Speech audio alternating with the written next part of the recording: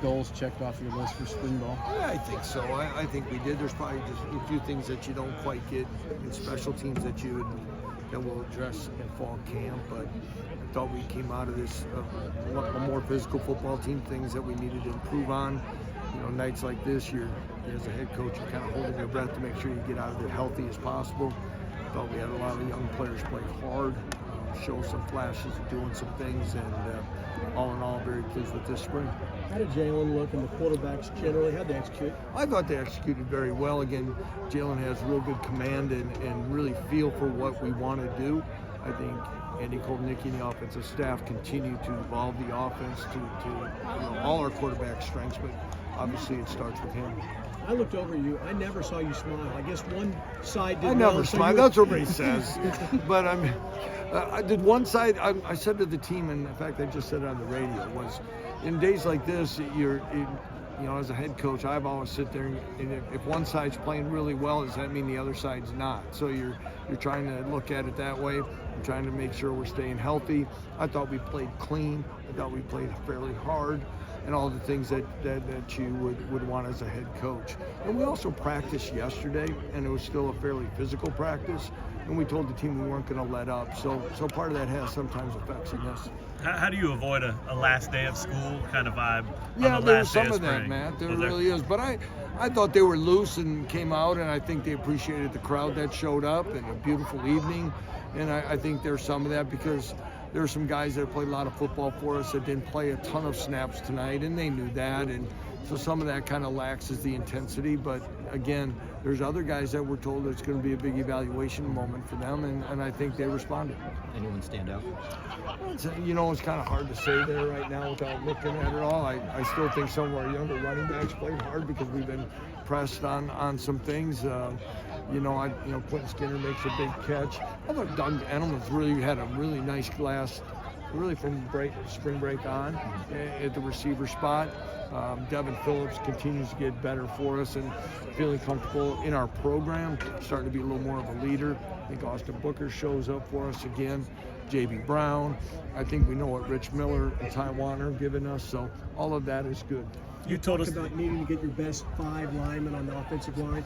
It's hard to tell for us out here. Yeah. How are they? Are they coming around? Well, they are, but at the same time, we lost Michael Ford in the beginning of practice tonight. We had moved Dominic Pooney out to left tackle about a week ago, and he had been playing really well. He moved back to center because Nowitzki hasn't practiced all spring. Where else am I missing there? We're missing like 3 centers, and this Joe Kraus is the other one that's been out. So we've been struggling a little bit at the center spot, especially when you're rotating 3 groups. So rotating that, but I saw, Marjay Adams-Reed has played really well. We moved him over to left guard. Kobe Baines has played right tackle, right guard.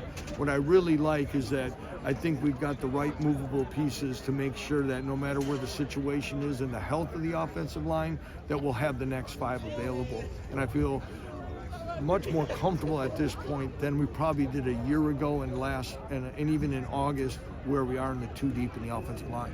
You told us the other day about what comes next as far as meeting with your guys and that whole everything that goes into that. What happens tomorrow for you? Well, tomorrow for me, yeah. I don't know, maybe I'll get a little time with my family. No, we have a bunch of recruits yet here in town.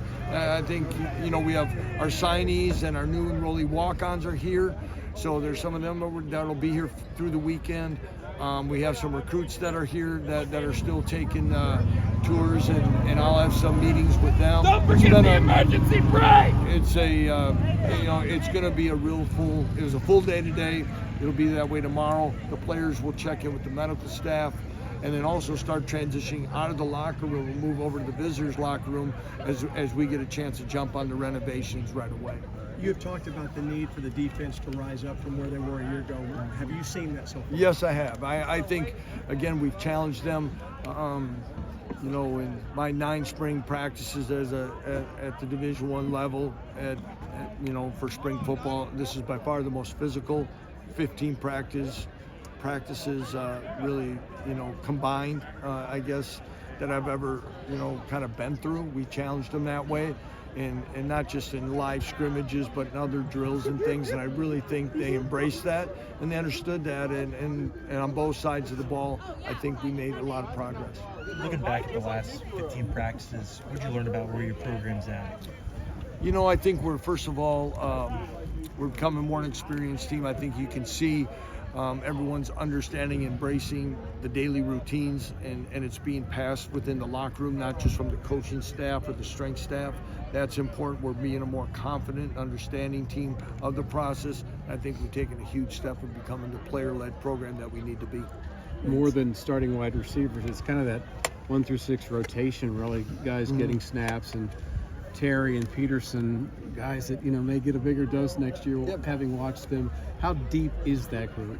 It's a very deep group, and I think when you look at our offense, you have to holistically look at all the skill positions, because again, the offensive staff and led by Andy has done the job of all the different personnel groupings that we can use. So when you're competing for playing time and touches and reps, it can be within multiple tight ends on the field, multiple running backs on the field, or multiple receivers. So everybody's where to go. But as I go back to that Houston game, a year ago, where 11 guys caught passes in a game. So guys know if they're productive and they're in tune to what's happening, they got a chance to get touches and get on the field. Lance, it's kind of crazy to think this is only your second spring. I know. Just what's it compared to last spring?